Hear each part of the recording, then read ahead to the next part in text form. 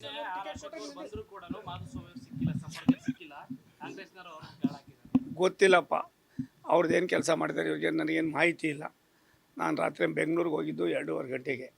ಮತ್ತು ಬೆಳಗ್ಗೆ ಎದ್ದು ಬೇರೆ ಬೇರೆ ಕೆಲಸ ಮುಗಿಸ್ಕೊಂಡು ನಾನು ತುಮಕೂರಿಗೆ ಬಂದು ತುಮಕೂರಿಂದ ಇಲ್ಲಿ ಬಂದು ಇವಾಗ ಮತ್ತೆ ಇನ್ನೂ 3-4 ಕಡೆ ಹೋಗ್ತಾಯಿದ್ದೀನಿ.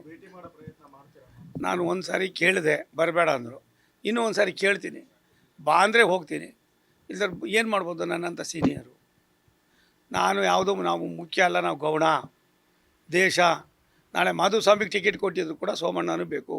ಹೋದ ಸಾರಿ GS ಬಸವರಾಜ್ ಅವ್ರ ಚುನಾವಣೆಯಲ್ಲಿ ನಾನು ಎಷ್ಟು ಮಟ್ಟಿಗೆ ಕೆಲಸ ಮಾಡಿದ್ದೀನಿ ಅನ್ನೋದು ಇಡೀ ಜಿಲ್ಲೆ ಜನರಿಗೆ ಗೊತ್ತಿದೆ.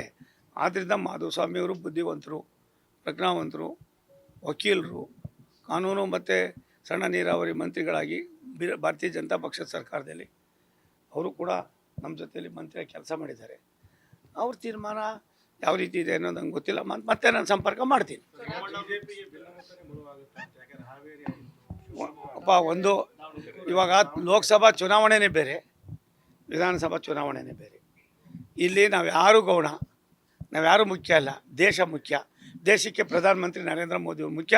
ಆ ನಿಟ್ಟಿನಲ್ಲಿ ಭಾರತ ದೇಶದ ಎಲ್ಲ ಭಾಗದಲ್ಲೂ ಕೂಡ ಏನೋ ಒಂದು ಕೂಗಿದೆ ನರೇಂದ್ರ ಮೋದಿ ಅಂತ.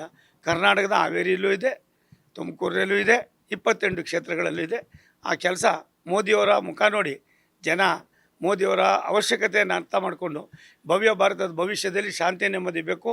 142 ಕೋಟಿ ಭಾರತೀಯರಿಗೆ ಪ್ರಾಯಶಃ ಮತ್ತೊಮ್ಮೆ ವಿಕಾಸದತ್ತ ಕೊಂಡೊಯ್ಯಬೇಕಾದ್ರೆ ಮೋದಿ ಅವಶ್ಯಕತೆಯನ್ನು ತಿಳ್ಕೊಂಡು ಮತ ಮಾಡ್ತಾರೆ.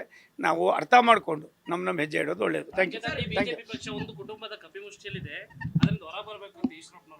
ಅದು ನನಗೆ ಗೊತ್ತಿಲ್ಲ. ಈಶ್ವರಪ್ಪನವರು ಒಬ್ಬ ನುರಿತ ರಾಜಕಾರಣಿ, ನಾನು ಕೂಡ ಅವರ ಅಭಿಮಾನಿ.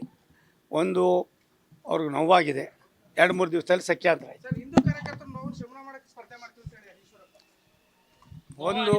ಒಂದು ಈಶ್ವರಪ್ಪನವ್ರ ಮಾತು ನಾನು ಅನ್ನೋದಕ್ಕಿಂತ ಈಶ್ವರಪ್ಪನವರು ನಮ್ಮ ಪಕ್ಷಕ್ಕೆ ಒಂದು ಬೆನ್ನೆಲುಬು. ಏನು ಇವತ್ತು ಆಗಿದೆ ಅದನ್ನು ಸಮನ ಮಾಡೋದಕ್ಕೆ ಕೇಂದ್ರದ ವರಿಷ್ಠರು ತೀರ್ಮಾನ ಮಾಡ್ತಾ ಇದ್ದಾರೆ. ನ್ಯೂಸ್ ಫಸ್ಟ್ ನಿರ್ಭೀತಿಯಿಂದ ನಿಮ್ಮ ಪರವಾಗಿ.